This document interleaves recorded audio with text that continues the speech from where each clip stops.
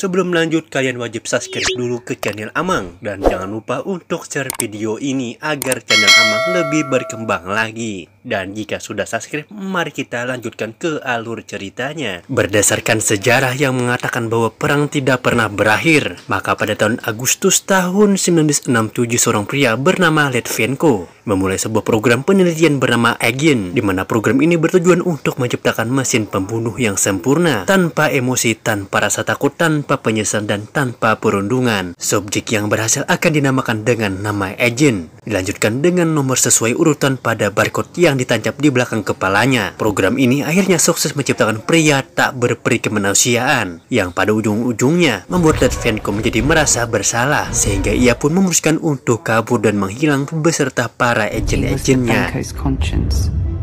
Melalui seorang gadis muda bernama Katia yang tiada lain ada putri kandung dari Litvinenko sendiri, dan kisah akan berfokus dengan memperlihatkannya markas Del Rigo yang baru saja diretas, sehingga ia pun segera dibawa oleh penjaga menuju tempat persembunyian yang aman demi menghindari serangan yang akan datang.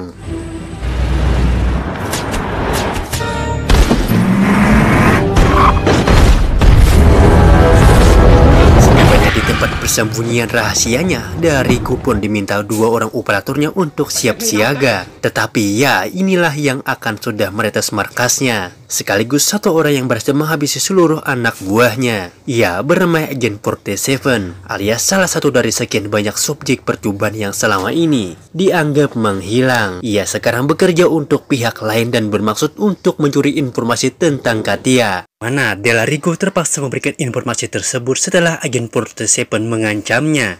Yang ketika Del Rigo yang sudah beruntung dibiarkan tetap hidup, ia malah mencoba untuk menyerangnya dari belakang. Namun tetapi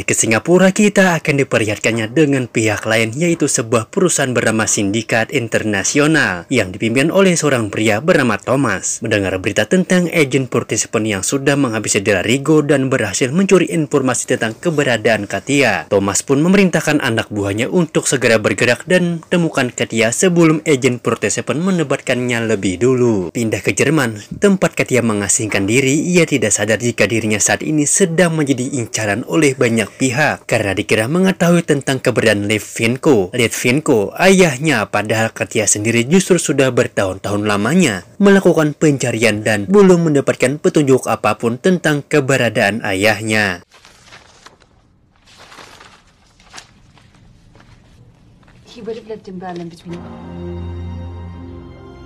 Saat di jalan menuju pulang, itulah kita akan diperlihatkannya dengan keistimewaan yang dimiliki oleh Katia ketika ia mampu mendengar dan melihat sesuatu dari jarak jauh, bahkan bisa menebak sesuatu yang akan terjadi dalam beberapa menit ke depan. Tiba di apartemennya, Katia langsung meminum obat penenang untuk meringankan gejala cenayangnya yang sering muncul secara tiba-tiba. Ia beranggapan jika keistimewaan yang dimilikinya justru adalah suatu penyakit yang harus diredakan, karena ia merasa bahwa kemampuannya hanya mengganggu konsentrasinya dalam melakukan pencarian terhadap ayah kandungnya. Saat larut malam, ketika Katia tiba-tiba terbangun setelah mendapatkan penglihatan tentang seorang pria botak berdasi merah menuju ke tempatnya, sehingga ia pun memutuskan untuk segera kabur meninggalkan tempat tersebut. Katia sudah berada di stasiun yang beberapa lama. Katia didatangi oleh seorang pria bernama John Smith yang mengaku datang untuk melindunginya, yang karena tak punya pilihan lain, Katia pun terpaksa menuruti perkataannya. Dan ya, terjadilah pertarungan antara John Smith dan melawan Agen 47.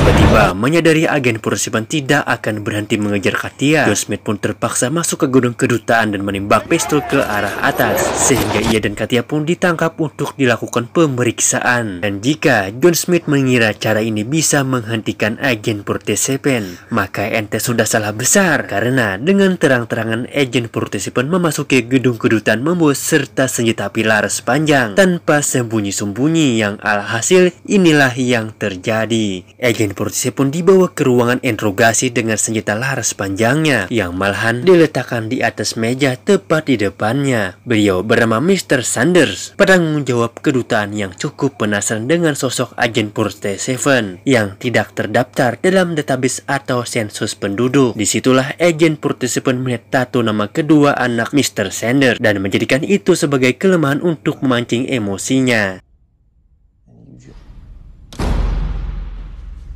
Yeah, me neither. I hate him actually. Mendengar ada suara tembakan, John Smith pun langsung melumpuhkan para penjaga dan kabur untuk menyelamatkan Katia, di mana mereka langsung mencuri satu mobil polisi dan segera pergi meninggalkan gedung kedutaan. Agen 47 sendiri terlihat sedang menyamar sebagai penjaga dan berhasil mengelabui beberapa tentara yang berdatangan, di mana ia langsung pergi ke atap gedung untuk membidik Katia dari kejauhan dan berhasil menembak Katia tepat di lengannya. John Smith dan Katia pun menginap di sebuah hotel. John Smith menjelaskan jika dirinya bekerja untuk perusahaan bernama Sindikat Internasional. Ia mengaku ditugaskan untuk melindungi Katia dari agen 47. Ia juga mengetahui beberapa informasi terkait ayahnya, yaitu Litvenko, bahwa beliau punya penyakit kanker paru-paru, hobi memelihara bunga anggrek, dan menguasai beberapa bahasa asing, sehingga Katia pun langsung mencocokkan petunjuk-petunjuk tersebut dengan papan pencariannya, yang alhasil mengarahkan Katia pada satu negara, yaitu Singapura, yang kemungkinan besar menjadi tempat persembunyiannya ayahnya selama ini. Tak lama terdengar bunyi telepon yang ketika John angkat muncullah agen 47 yang langsung menembak John Smith dan membawa Katia bersamanya. Disinilah Katia sekarang terikat di atas kursi kayu, di mana agen 47 menjelaskan bahwa John Smith adalah orang jahat yang hanya ingin memanfaatkan Katia untuk menemukan Litvenko ayahnya. Justru agen 47 lah yang ingin melindunginya, dan perihal penembakan yang melukai lengan Katia adalah pelacak yang membuat agen bisa mengetahui lokasinya. Karena Katia masih tidak percaya, agen 47 pun menjabat tangan Katia dan memintanya untuk menggunakan kemampuan psikisnya yang ia miliki, yang akhirnya membuat Katia bisa mengetahui fakta sebenarnya bahwa ia dan agen 47 adalah bagian dari program yang sama yang diklaim lebih unggul daripada agen 47 sendiri, di mana Katia harus melepaskan diri dari ikatan sebelum turbin pesawat mengoyak-ngoyak tubuhnya. Tak punya pilihan banyak waktu untuk menjelaskan lebih banyak, agen 47 pun meminta Katia untuk mempertajam kemampuannya. Tak lama setelah Katia berhasil lolos ujian, muncullah beberapa pasukan Sindikat Internasional yang datang untuk menangkapnya, di mana agen 47 akan mengejarinya sekaligus mempraktikkan caranya beraksi agar Katia bisa mempelajarinya secara langsung. Dan alangkah terkejutnya Katia saat melihat John Smith masih hidup, di mana agen 47 yang sudah selesai dengan kroco-kroconya pun langsung mengocok-ocok melakukan pertarungan tangan kosong. Dan inilah yang terjadi.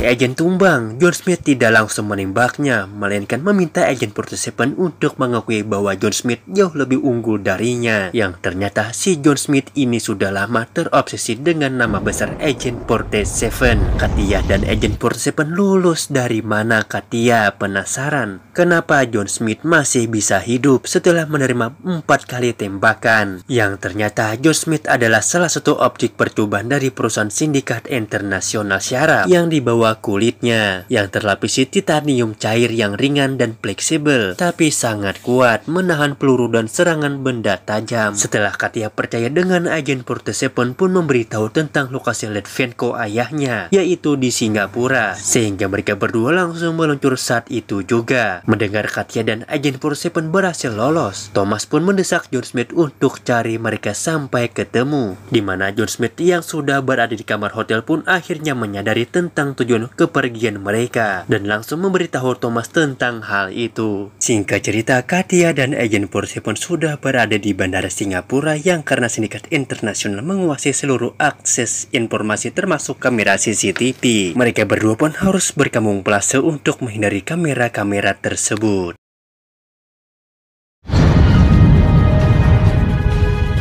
Take nothing for granted. Everything you do has a reason.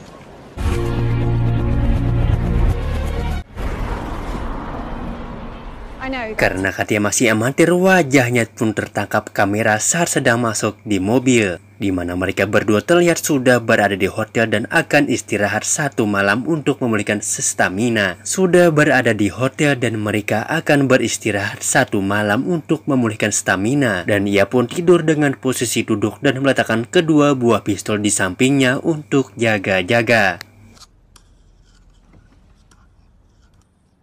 I don't believe you can just turn off fear. He is choosing inhaler now to breathe.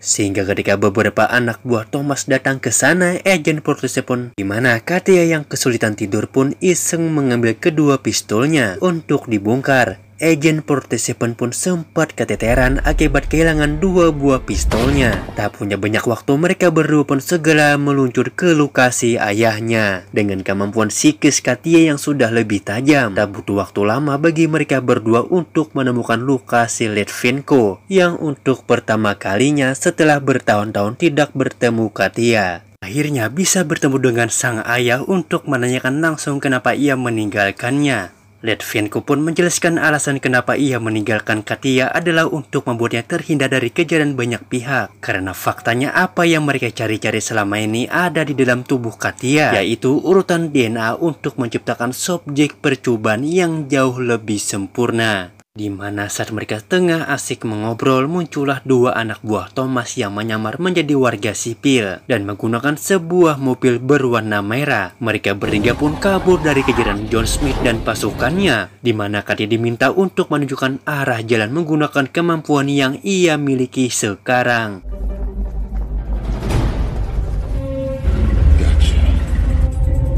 Right or left, Katya?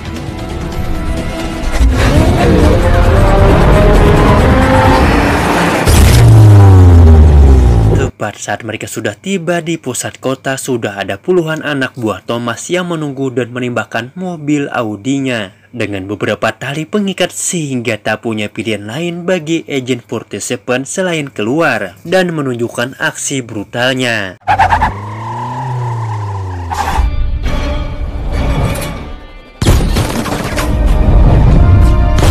Saat akan kabur, kaki Litvinenko pun tertembak sehingga dengan sangat terpaksa Agent 47 harus meninggalkannya. Namun ia sempat memberikan inhaler yang dicurinya dari si bocah, di mana inhaler tersebut merupakan kunci yang akan menentukan nasib si Thomas di akhir cerita nanti. Litvinenko pun dibawa ke gudang sindikat internasional untuk diperiksa, memberikan informasi terkait rumus atau cara menciptakan mesin pembunuh seperti Agent 47. Yang karena Litvinenko terlalu keras kepala, Thomas pun harus turun tangan langsung. Sebelum John Smith bertindak terlalu jauh, tak lama muncullah sebuah helikopter bersih Katia dan sudah berada di tepat di luar lantai mereka, di mana Agent 47 berhasil masuk ke dalam sistem gedung dan berbicara melalui speaker. Apa yang Thomas cari selama ini ada di dalam tubuh Katia, ada di dalam DNA-nya, kecepatan intelijensi pun, kemampuan psikis dan berbagai hal yang diperlukan untuk menciptakan mesin pembunuh sempurna ada di dalam tubuh Katia. Sehingga apabila Thomas benar-benar menginginkannya, maka Agent 47 akan memberikannya. Hanya dari gedung ini sudah tidak aman lagi. Thomas pun berencana untuk melarikan diri dengan Litvinenko yang sempat mengambil inhalernya. Agent 47 sendiri menyamar sebagai petugas pemadam kebakaran dan berhasil lebih dulu sampai di lantai atas yang Thomas untuk terakhir kalinya. John Smith dan Agent 47 pun akan bertarung mati-matian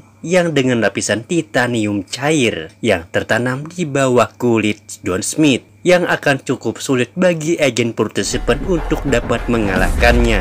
Saat John Smith memukul dinding sehingga jebol, disitulah Agent 47 memiliki ide cemerlang untuk mengalahkannya. Dengan kawat pengait yang sering dibawanya, Agent 47 pun menyetrum John Smith hingga membuat daya listrik di gedung ini mengalami gangguan. Dan aliran setelah berhasil menumbangkan John Smith, kini giliran Agent 47 akan berkolaborasi dengan Katia. Dan inilah kolaborasinya. Dan ya, mereka berdua terlambat menyelamatkan Litvinenko, di mana kita akhirnya kembali diperlihatkannya kegunaan dari inhaler pemberian Agent 47 yang ternyata bukanlah inhaler sembarangan. Sehingga satu-satunya cara untuk mencegah Thomas memulai kembali program Agent adalah dengan Litvinenko menekan inhalernya dan inilah yang terjadi. Leclerc. Sekarang jika dirinya bekerja untuk perusahaan berbasis tingkat internasional, ia mau ditugaskan untuk melindungi Katia dari Agent 47. Ia juga mengetahui beberapa